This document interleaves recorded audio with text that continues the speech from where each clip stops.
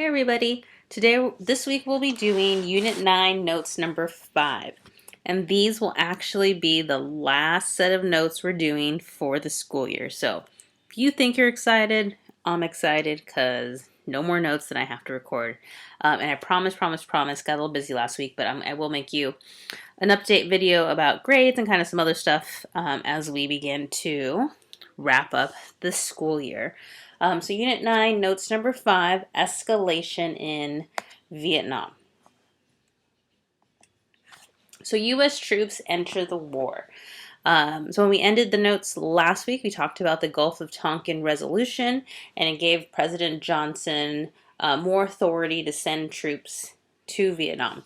So in 1965, LBJ is compelled to send 180,000 U.S. troops to fight in Vietnam. LBJ violated a campaign promise that he wasn't going to send more troops, and his own conscience. He really didn't truly believe in the war, felt that we should be there, but just in the way things were escalating, kind of forced into that decision of sending troops. But at this point, 61% of Americans had supported this escalation of sending more troops to Vietnam to stop the spread of communism. General Westmoreland, U.S. commander of Vietnam, asked LBJ for more troops. He believed that South Vietnamese forces couldn't withstand the Viet Cong without U.S. support. So he felt that in order to protect South Vietnam, keep the communist forces out, U.S. troops were necessary. Hoping for a quick victory, LBJ complied and instituted a draft. By 1967, over 500,000 U.S. troops were on the ground in South Vietnam. But the presence of so many U.S. forces did not result in easy victory as was hoped. Very quickly, the Vietnam War became a war of attrition. Determined, the Viet Cong used the terrain to their advantage. Viet Cong tactics would inflict massive casualties to U.S. troops. So let's analyze. So Viet Cong tactics. The Viet Cong employed guerrilla warfare and hit-and-run tactics. They used the thick jungle to ambush U.S. troops and made it hard to hit them back. Viet Cong forces lived in the population, making it hard to distinguish who was who. So when you talk about the war, the tactics, the U.S. wasn't fighting a traditional army. These were, the people that lived in Vietnam, they were like a militia. They were not properly dressed, so they weren't wearing, war uniforms. They dressed like regular Vietnamese civilians. So that made it difficult to tell, were they Viet Cong? Were they, regular civilians? So it made it easy for the Viet Cong, to move around. The jungle terrain was very difficult for the U.S. troops to deal with. And so because the Viet Cong, they are used to the jungle, they know, they're more familiar with the area and the terrain, that gave them a huge advantage. On the battlefield, the Viet Cong dug intricate defense tunnel systems. These tunnels allowed the Viet Cong forces to withstand airstrikes, launch surprise attacks. And so with these tunnels, you're thinking like, okay, how elaborate can these tunnels be? They were big enough for people to go through. Many people, they had different pathways, different places where the people could sleep, could eat. They had like air holes to release the steam. So it allowed the Viet Cong to basically hide there, have surprise attacks, go back into these tunnels, making it very difficult for U.S. forces to find them, know where the attacks are coming from. How do you fight against an enemy that you can't see, you can't identify? So the Viet Cong disarmed and reused U.S. landmines and bombs as booby traps, so using our own weapons and technology against us. The endless war. By 1966, it became clear that the U.S. had underestimated the Viet Cong. General Westmoreland thought the Viet Cong would surrender if hit hard over a long time. To him, the solution was simply to increase U.S. ground forces and escalate airstrikes.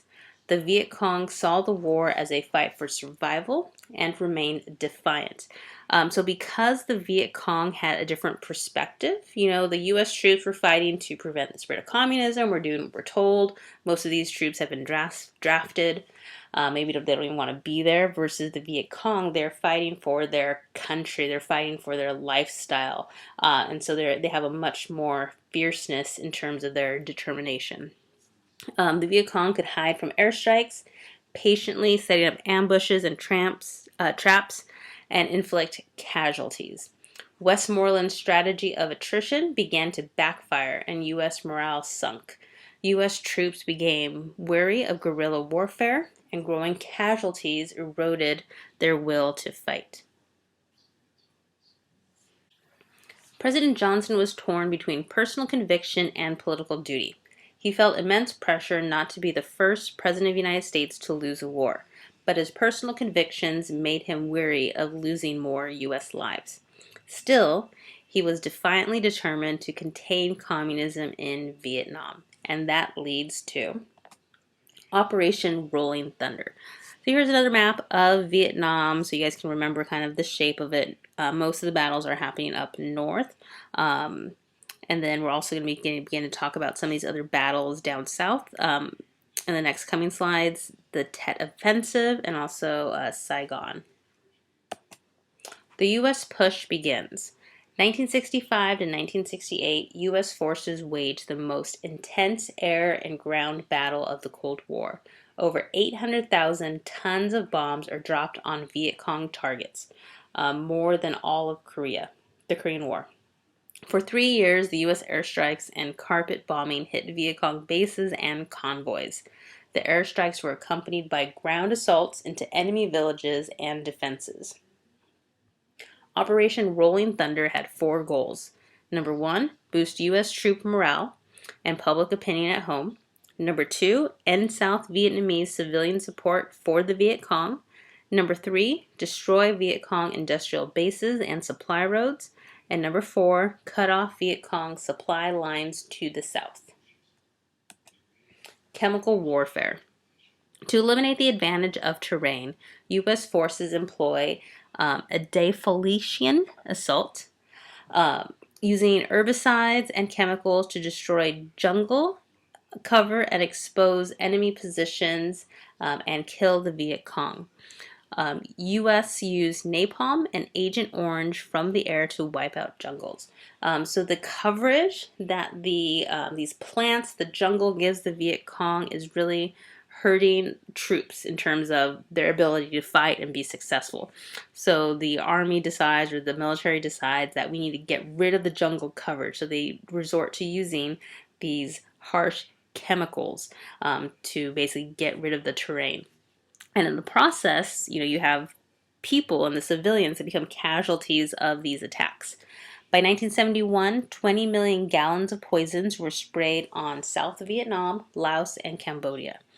They were extremely potent. These chemicals killed thousands of civilians and gave cancer to U.S. vets. So you also have the ramifications of the U.S. troops that were in close proximity to these chemicals, and we don't see the effects till later on. The next phase saw U.S. forces use search and destroy tactics. Villages were raided, searched, homes and crops were burned, livestock killed, and civilians murdered. So these tactics, using napalm, Agent Orange, the U.S. does get very, very harshly criticized. We begin to see more protests in the U.S. against the war in terms of the way the war was being fought. Yes, it's a war. Yes, people are going to die, but people felt that using these tactics was completely unfair and unnecessary. New U.S. tactics in Vietnam. The Tet Offensive. January 30th, 1968, on the Vietnamese Lunar New Year, the Viet Cong has a surprise attack. Using the Ho Chi Minh Trail, 10,000 of Viet Cong sneak into the south and attack cities and U.S. bases. So they had violated a week-long truce called to celebrate the holiday and used it as a cover. So during this Lunar New Year, nothing was supposed to happen, no fighting, but the Viet Cong used it as a surprise attack. 12 U.S. bases and the U.S. Embassy were attacked. There were 3,000 U.S. casualties. It took a month for the U.S. and South Vietnamese troops to drive out the Viet Cong. While a military victory for the U.S., it was a devastating psychological defeat for the U.S. And after that, the war was never the same. The war begins to turn. So the Tet Offensive exposed a growing credibility gap in LBJ's White House. So the White House is trying to say that we're winning the war, we're doing great, we're having successes, the war's going to be over soon. But once it's reported that there's this huge attack by the Viet Cong, people don't know who to believe. So as the military is insisting that the Viet Cong were near surrender, but then they staged this massive attack, people are confused and begin to lose American support for the war. After the Tet Offensive, American public opinion for Johnson and the war began to plummet. Moderates and war hawks turn into doves and call for immediate withdrawal. Most Americans are torn between withdrawal and dishonor. So people feel that we're going to lose the war, we need to leave, but how do we do that? We can't just leave. So people start to look for ways for a U.S. exit to end the war quickly. The media began to criticize the war, showed casualty counts and coffins nightly. So here's a picture of Johnson, just kind of showing, that, stressful, he's not sure what to do. So a quote from him is, "If I've lost Walter Cronkite, who's a famous news anchor at the time, then it's over. I've lost Mr. Average Citizen." So these are the end of the notes. So we didn't quite finish up the Vietnam War. I'll probably also this week include a short century clip to kind of explain how the war wraps up. Short century clip, probably like 5 to 10 minutes, not a whole episode.